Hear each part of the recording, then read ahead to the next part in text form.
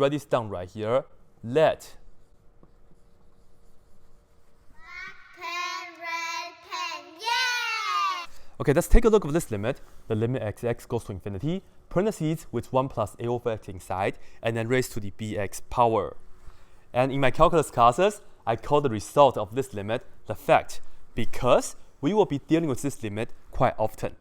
Therefore, I just want to give this a name so that whenever we have to deal with this limit, we have a name for it, and we can just quote the result of this, and we can also remember this much better, okay? And yes, I did this with you guys last time already, but it was with L'Hopital's rule. This time, I will show you guys how to do this with just algebra and also the definition of the number e, okay? With that being said, let me write down the definition of e that I'm going to use. So let me make a note on the side, all right? This is also defined in terms of a limit. So we take the limit, and let me not use x, let me use t right here, okay? Take t goes to infinity. And the expression that we have right here is this, 1 plus 1 over t raised to the t's power, all right? As I said, this is just going to be one definition of the number e. You can check out my other video for the other definition. And real quick, let's plug in infinity into this t and that t. So when we do that, we will have 1 over infinity, which is 0. 1 plus 0 is 1. And then we will have 1 to the infinity's power, right? Well, in the limit sense, 1 to the infinity is indeterminate. We don't know what it will be, all right? We have to do more work for this. But as I said, this is actually one of the definitions of the number e, all right? So this is what we have. And this is from the compound interest formula, and I'm not going to get into too much detail on this. But based on this, I can show you guys another form, all right? To do so, we'll just be doing some substitution. But this kind of substitution has nothing to do with integration, all right? It's just purely algebraic, all right? So what I would like to do is, instead of looking at 1 over t, let me just change this right here to another variable. And let me just use another letter besides t and x. And let me just use u because I don't use s. Otherwise, it looks like a 5. But this u has nothing to do with the u substitution, all right? But anyway, let u equal 1 over t, okay? And notice when we have t goes to infinity, well, plugging infinity into here, u will be 1 over infinity, meaning that u would be going to 0, okay? And it is kind of similar to the substitution in the integration sense, because this right here, it's in the t world. When we change this, we have to make sure everything is in terms of u, into the u world, okay? So based on these ingredients, we will have another definition of e. You will see it's still the limit, but instead of t goes to infinity, we will write down u goes to 0, all right? And then we will have the parentheses, and then 1 plus. 1 over t is what we said to be the u, so we have 1 plus u. And now, this is still t, we have to change that to u, but you know, u is equal to 1 over t, meaning that t has to be 1 over u. By multiplying both sides by t, divide both sides by u, right? So this t's power becomes 1 over u now, and then everything on the left-hand side becomes this. Of course, the right-hand side is still the number e, all right? So this is just like a cousin of this definition of the number e, all right? They are equivalent, all right, in this sense, after you do the substitution. And now we can actually get to work with this. What we'll do is the following. First of all, look at, if you plug in infinity into this x and x, we end up 1 to the infinity's power, all right? That's no good. We have to do more work. And this is what we'll do. Instead of looking at a over x, let me pick this to be my variable. And I'm just going to use u, all right? So I will say, let u equal a over x. And it's similar to this right here. Well, as x goes to infinity, you see x is in the denominator, u is equal to a over infinity. In fact, I don't really know what a is. It doesn't matter because a is supposed to just be a finite value, right? It can be negative, It can be 0, it can be positive 2 billion or something. But the moment I divide that by infinity, it will be going to 0. In another word, as x goes to infinity, u goes to 0. Similar sense, okay? And now, we'll take this limit from the x world to the u world. And we will have the following. We take the limit, instead of putting down x goes to infinity, we write down u goes to 0, right? Parentheses, still the parentheses, and then we will have the 1 plus.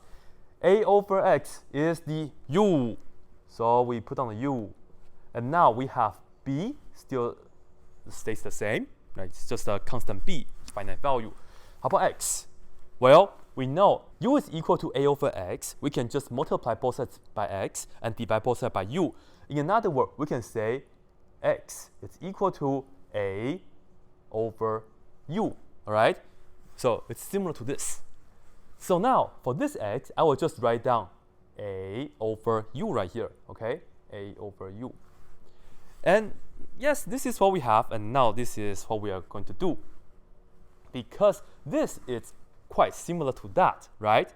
I just have to make sure the power right here is in fact the same as 1 over u, rather than b times a over u. But this is pretty much just multiplying, right? We can just use the rule of exponents. And this is what we will do, okay? First of all, let's look at this right here. And we'll write this down as the following. This is equal to, we take the limit as u goes to 0. And let me just put this down right here. 1 plus u. And let me write down the 1 over u first. And then we still have the ab power, right? Well, this is going to be the same as we take this first and then raise that to the ab power, isn't it? Because when we have a power to a power, we just multiply the powers together. And you see, this is b times a over u, namely a times b, and then divided by u like that, right? Okay, now here's the deal. We are taking limit of this expression, and the blue part is technically like a function, something to the ab power, right? Because when we take something to the ab power, that it's a continuous function, this is what we can do. We can actually bring the limit inside, all right? Once again, just imagine we are trying to square this function. Well, something square, it's a continuous function. We can just take the limit inside. But you see, ab is just a different exponent, still the same thing, right? Okay, so with that being said, I'm going to write this down now. We have the following. We will just open a big parentheses with the ab on the very outside. And then the inside, as I said, I will bring the limit inside, which is the limit as u goes to 0. And we have the 1 plus u raised to the 1 over u's power, like that. And now, what is this? That's exactly the cosine form of the definition of the e right here, right? Therefore, we are all done because the inside is just e, and the outside is the ab power. And this is it, right? This right here is it. Whenever we have a limit in this form, the result is just a raised to the ab power. And this right here, in fact, is true for all real numbers, a and b. A and b can be fractions, they can be 0, they can be negative numbers. And now let me give you guys a real quick example right here to see how to utilize this right here. Okay, so suppose I'm going to take the limit as x goes to infinity, and the expression is this: 1 minus 1 over 2x raised to the 4x power, like that. This is what you have to do. You just have to first identify what's the a and b value, and then you can just quote the formula. Well, this is plus a over x. So what do you think, what's the value of a? Look at, this is a negative right here, right? And we have what? This is technically a 1/2. So by the fact, and you just have to write this down for me, right? By the fact, first identify what the value of a is, which is negative 1/2. A is negative 1/2, like this, all right? What's next? Well, what's the b value then? B is this number, namely 4, right?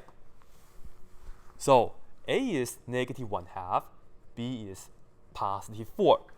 And altogether, by the fact, we know this is going to be E, and then let's write down A, which is negative 1/2, and then we multiply by 4, right? That's pretty much it. And of course, you can just work this out real quick. Negative 1/2 of 4 is negative 2. So this right here is just e to the negative 2 power. And if you want to be a little bit fancy, you can of course write this down as 1 over e squared. And that's how you can utilize the fact. That's it. So good.